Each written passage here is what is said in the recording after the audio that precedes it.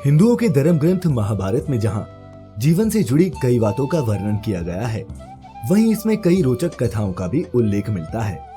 ये तो सभी जानते हैं कि महाभारत के युद्ध में वासुदेव कृष्ण अपने सखा अर्जुन के सारथी बने थे।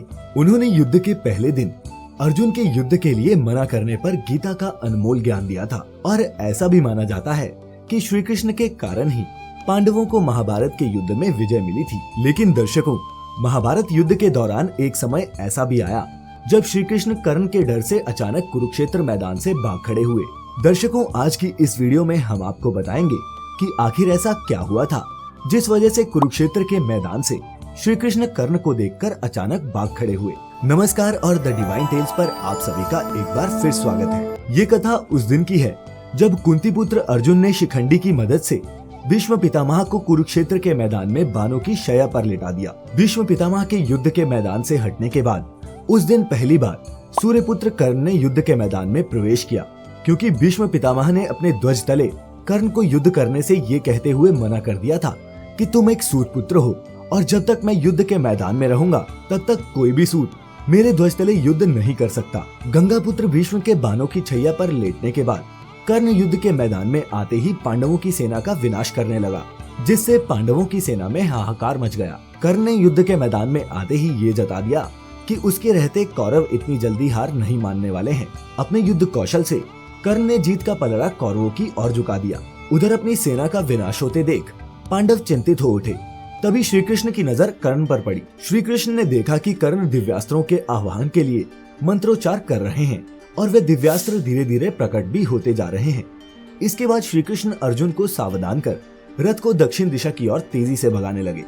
अचानक श्री कृष्ण के रथ को भागता देख अर्जुन हैरान रह गया और उनसे भागने का कारण पूछा। अर्जुन के प्रश्न सुनकर वासुदेव कृष्ण ने कहा कि हे अर्जुन, धर्म की स्थापना के लिए तुम्हारा जीवित रहना आवश्यक है और तुम मुझे सबसे प्रिय भी हो, इसलिए मैं तुम्हें खोना नहीं चाहता। अर्जुन कृष्ण की ये बात नहीं समझ पाए और श्री कृष्ण से बोले, हे नारायण, आपकी बात मेरी समझ में नहीं आई। कृष्ण ने जवाब दिया, अर्जुन, कर्ण दिव्यास्त्रों का आह्वान कर रहा है और उसका लक्ष्य तुम हो। तुम्हारे ही वध के मंतव्य से वह इंद्र की दी हुई शक्ति का आह्वान कर रहा है, इसीलिए मैं तुम्हें रणभूमि से इतना दूर ले आया हूँ। इंद्र की इस शक्ति का कोई काट नहीं है। इस शक्ति से जिस किसी पर प्रहार किया जाए उसकी मृत्यु निश्चित है। ये सुनकर अर्जुन चिंतित हो जाता है, लेकिन कृष्ण मुस्कुराते हुए कहते हैं कि तुम चिंता ना करो पार्थ, मैंने कर्ण की इस दिव्य शक्ति की काट खोज ली है।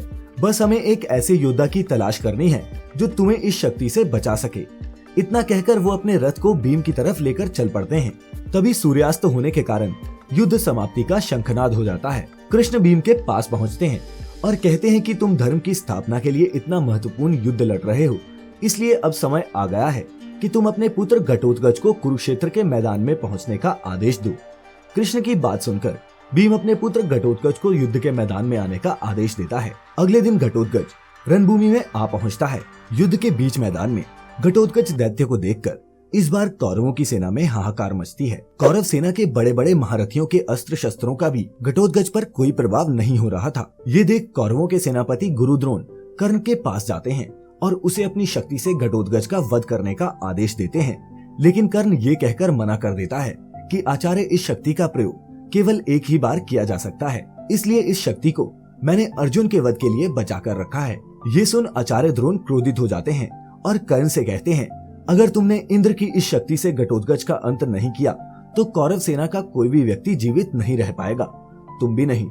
इसलिए मैं कौरव सेना का सेनापति होने के नाते तुम्हें ये आदेश देता हूँ कि तुम इसी समय अपने दिव्यास्त्रों का प्रयोग कर घटोत्कच का अंत करो।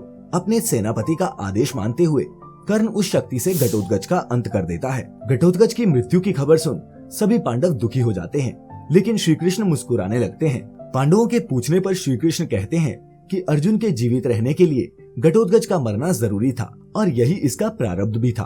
तो देखा दर्शकों, भगवान कृष्ण ने कैसे अपनी छोटी छोटी लीलाओं से पूरे महाभारत का परिणाम ही बदल दिया। अगर घटोत्कच उस दिन युद्ध क्षेत्र में न उतरता तो कर्ण उस दिव्यास्त्र से अर्जुन का निश्चय ही वध कर देता। आपको क्या लगता है दोस्तों, कर्ण और अर्जुन में से कौन ज्यादा बलशाली था? नीचे कमेंट्स में हमें जरूर बताएं। उम्मीद करता हूँ आपको हमारी आज की ये वीडियो पसंद आई होगी। पसंद आई हो तो ज्यादा से ज्यादा लाइक और शेयर करें। साथ ही ऐसी और भी धार्मिक कथाओं के लिए द डिवाइन टेल्स को सब्सक्राइब करना ना भूलें। लाइक करें हमारा फेसबुक पेज भी। आज के लिए फिलहाल इतना ही। आपका बहुत बहुत शुक्रिया।